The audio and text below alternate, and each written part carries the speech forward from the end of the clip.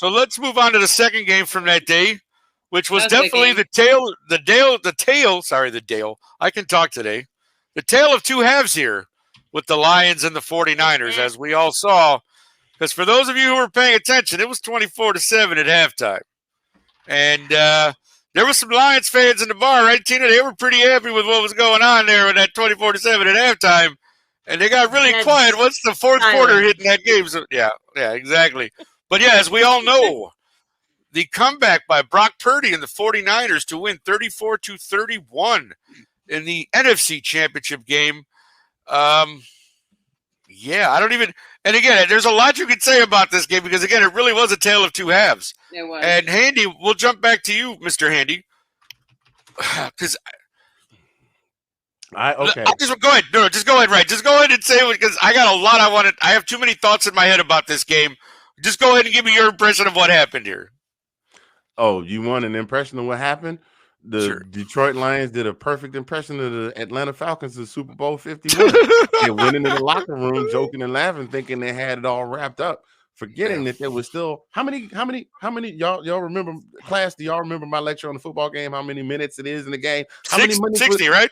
How many minutes was it left in the game when they went in the locker room? It was still 30, right? Okay, I just 30, checked. I believe. Yes, So sir. the Lions 30. went into the locker room thinking they had it all wrapped up, and they came back out, and I don't know what speech Shanahan gave in the locker room. I don't know who he threatened to kick in the baby bag if they didn't go out there and do the business they were supposed to do. Or excuse me, I'm sorry, I can't say that on this show. I was supposed to say John Brown hind parts. But whoever it was he threatened to physically assault if they didn't get out there and do their jobs or whatever, blah, blah, blah. But them boys came out ready to run through walls and eat flying bullets. And that's exactly what they did. And for the second week in a row, I said this when the game was going on. I said, wait a minute, CMC hadn't done his thing yet. Because who was the guy that scored the winning touchdown last week? CMC. Who was the guy that broke through and said, I don't know if he scored it or he set it up, the winning touchdown this past weekend? Set it up. He set it up. CMC. You cannot leave CMC to his own devices. The boy is dangerous. Yeah. But the boys is dangerous, like that Busta Rhymes song. What is it? We are dangerous. You should make us delirious, something like that. I don't remember how the lyrics go, but don't quote me on that, Bus. I'm sorry, Bus. I mentioned lyrics. I'm using it much better. But the whole point is this: 60 minutes. The Lions gave us 30, and then they came back out, and then they were like, "Oh snap, we could still actually win this thing." But by then there wasn't enough time left on the clock. You couldn't score one touchdown in one touchdown in 27 minutes, and then you ran down the field and scored one, and it was too late. Man, why you didn't score it in the first quarter? That would have been the difference between the win and the loss. And I'm not gonna get too deeper into that. It's just the Lions. It was a monument. Now you want to talk about a monumental failure, Nate? This was a monumental failure because they just came back and let San Francisco just. They didn't adjust. Yeah, they didn't adjust to the game. Nope, not at all. It was just like that scene in life. They kept the same defense. They didn't, and I mean Gibbs and those guys, the running backs that Detroit had, they were running right through everything. San Francisco's defense made adjustments for that. They were still having good games. It's just they couldn't get those third down conversions. They couldn't. We'll probably also talk about the fourth down, some of those decisions and things like that. Well, sure. But I mean, that's the thing. Like I saw a lot of stuff on social media and everything, like when it was going on. And I just kept saying to myself, and I even may have said it out loud, this is Shanahan. He's not out until it's 0-0 on the clock. 100%. Yeah. And I also said this too. I go, Christian McCaffrey, look at his face. He's pissed right now. Yeah. Oh, and when he gets pissed, he turns into a bulldog and he's just just going for it. And Handy, I think he probably would have ran in that touchdown, their last touchdown, except for the fact that he landed on his neck. Like that was him at that point. Like they're not gonna screw around with Christian at that point. No. They're gonna he's gone. Yeah, it was Nick. What was it? Didn't you say something that was like 24 unanswered points in the second half? Like, oh my God! All of a sudden, they scored with what, a minute left? Like a minute, whatever it was left. Like it was 24-7 at half. Then before you look up, it's 31 to 24, and you're going, they've scored 24 unanswered points. They didn't score the entire second half till that last minute. I mean, and that's what I was gonna mention to you, Delilah, because I know you were watching this whole thing too. What adjustments were the biggest thing here? It just looked like Detroit. Yeah. Really, like Anthony said, they just at halftime they went, all right, we got this in the bag. No reason to make adjustments, and we'll just keep doing what we're doing. And yeah, you saw what happened. They didn't stack up the points. I'm actually surprised because he made the sensible decision before halftime, which I agreed, kick the field goal, don't go for that when they were fourth and goal. And so that's why I was actually shocked, which I know he's done it before, right? He was known all season doing that fourth and whatever. But he didn't gamble the second quarter. He kicked the field goal and went into the locker room. And so I was actually surprised that he didn't do that again to tie the game again and just go into overtime. Like, I was actually, like, that's the part that a lot of people are more like, yeah, the 24-ounce points is crazy, but you stack up points against San Francisco. Like, that's literally what the difference was in previous games when you play San Francisco. You know what I mean? Like, Green Bay knew that. Too, even they said, "Oh, we messed up because they were not kicking the extra points either when they had those field goal chances, right?" Like it's kind of like, I was in a Packers bar, but the owner is really football minded, so it was actually really it's a fun bar. It's cool people there, and a lot of Detroit fans made reservations there because they know that a lot of like the games are played there. Yeah. And even though it was exciting to watch, I'm like, oh wow, it's really good the first half, but I also understand football. And so when I saw the shift in the second half, I was like, yeah, there goes CMC, there goes Kittle. Yeah. No, that's what it was. There goes the whole offense just I mean, Kittle got involved. I was like, yeah, there to go. There goes Bosa, he's mad. I was like, so I was like, here we go.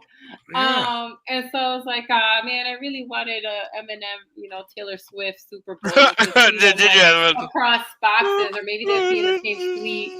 That was funny. Yeah, put them in the same suite. That would be great. No, but I mean, really, because like watching this, and I'm sitting there, and I'm like, and you're amazed. You're going, wait, what are you doing? Like, you have made absolutely zero adjustments at all for this second half. Like, Brock Purdy, here's what I think, too.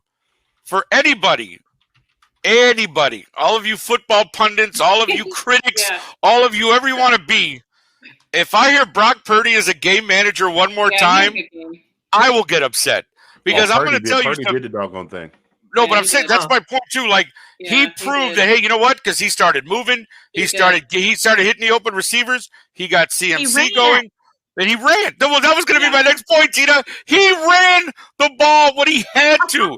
Brock Purdy's not a runner, but the guy is smart, and he's a good football player. And he recognized, hey, I got to do what I got to do here. And he took off a few times, and you're like, well, look at that. How about that? Brock Purdy runs. But that's my point, man. He played a phenomenal second half. He really did. You cannot take that away. And again, as much as we know the Lions collapsed here, and Brock Purdy proved, I'm not a game manager, folks. I can take over a game. Yeah. I could bring my team back. This is what was missing. Okay, Sean, I'm not saying there's necessarily anything wrong with it, Sean. Right. Yeah. I get Sean's point. But my point is but they're using it negatively, bro. Correct. They're like, oh, he's just a game manager. He's just that. That's all I'm saying. Yes, Tom Brady was probably the greatest game manager ever in NFL history. No doubt about that. Because again, Tom Brady's another subject for another time. He threw a trophy onto a boat. Sean's still mad about that. But my only point here is it was used in a negative way with Brock Purdy. And that's my point. This guy is much more than that. He proved that on Sunday to me because he stepped up. He brought his team back. They didn't quit. They didn't cry. They didn't do any of that. They didn't go, oh, my God, we're losing. Again, Sean, I just said there is nothing wrong with Brock Purdy being a game. I'm just saying, though, it was used negatively, and that's my point. He proved that he's more than that. It's not just that. You know what I'm saying? But, I mean, that game. I agree. I know what Nick is saying. So us here know what you mean because we kind of understand football, but even analysts are biased because he's still carrying that he was Mr. Irrelevant tag. Yeah, it was number 272, whatever the hell it was. Yeah, exactly. Whatever it was.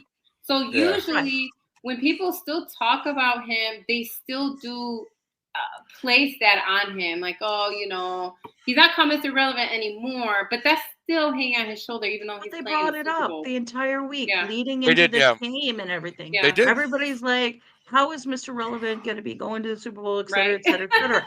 One of the national shows I listened to, they raised a very good point that if Purdy had been in the league 20, 30 years ago, he would be one of the top quarterbacks in the league.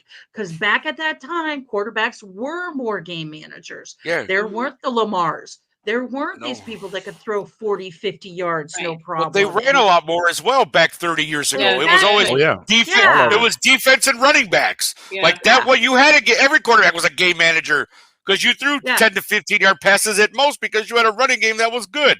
So, yeah, absolutely. The game has totally changed. It's all offensive now. Yeah, absolutely. And it cracks me up because the very people are like, well, I wish we would go back to the way it was where defenses could be defenses and blah, blah, blah, blah, blah. Well, I'm not going to lie. I like and going, but you're a game manager, so that needs to change. It's like, I know. Right. I still like Smash Mouth football. You better say it for the people in the back. I do too, but it's Smash Mouth football. Defense and running backs. Yeah. I know, sorry. Quarterback's allowed to chip people off. I love that whole thing. Yeah. But what I was going to say is, and this is something that I thought about going into the game, is when it started happening, I was like, to me, the biggest piece of the puzzle were the secondaries of San Francisco and Detroit able to hold up? And I think in that game, San Francisco's secondary stepped up. Yeah, and started causing problems with some of the younger wide receivers that for the Lions had. And the fullback thing just cracks me up. I love it. Kyle Juszczyk, baby, had a good game actually. Had a couple catches there. Yeah, but the Detroit secondary fell apart. They did.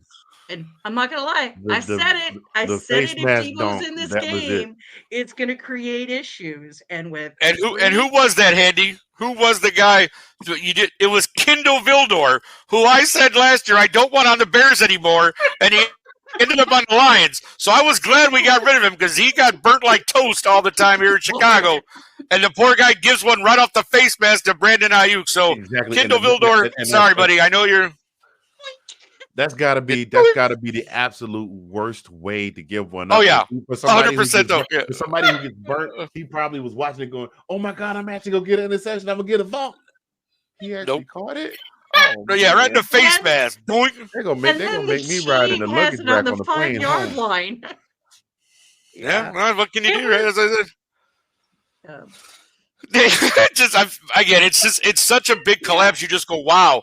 How did And and the thing too, Ben Johnson was criticized a lot too for what some of the plays he called in that second half. Because it's like you're still ahead at this point. Like when third quarter, San Francisco started to make a comeback, you were still ahead, and you didn't do anything. I mean, San Francisco made adjustments, and the defense was on fire in the second half. But my point is, you got to find a way to overcome that. You had your offense, you still had all the major players from the entire year that you had on offense, and you could not find a way to get past your own selves, and that so Johnson took a little criticism there too, but again, and of course he didn't take the job in Washington or Seattle.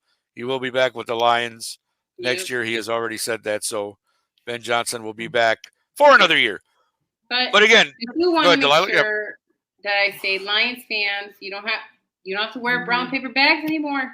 No, definitely not. Your team is going to continue to be competitive. Yeah. They're gonna work on it. Off season. They're gonna fix the defense. They're gonna look at that secondary. They're gonna because they're actually making smart decisions. When they especially the fact that they made it back to the NFC Championship in 30-something years. They're not going to wait. Their draft alone this past year was phenomenal. When you look at they're not going to wait another 30-something years until half of them were out for gambling violations. Well, that's a whole. That was one of the things that we did talk about at the game. Williams, Paige and Jameson Williams. Paige and Jameson. he was one of the guys who got caught for that. Yeah, he was one of the earlier the year for gambling violations. Yeah, Tito brought that up. He's like, "Isn't that the guy who was suspended for gambling?" I'm like, yeah, it was. I was like, yeah, and then it another was. one come out and I go, game though. Yeah, Tito was all over that one. She's like, "Hey, wasn't that guy suspended too?" Yes, that was him. Yes, Yeah, totally. Yeah, I get it. He's still got it done. Suspended. But yeah, no. Like, so believe me, I do. Fans, oh yeah. That's all I wanted to say. Where I know that you're taking it hard, but Kat, Christina, Eminem. If you ever watch football show, Kate, yeah.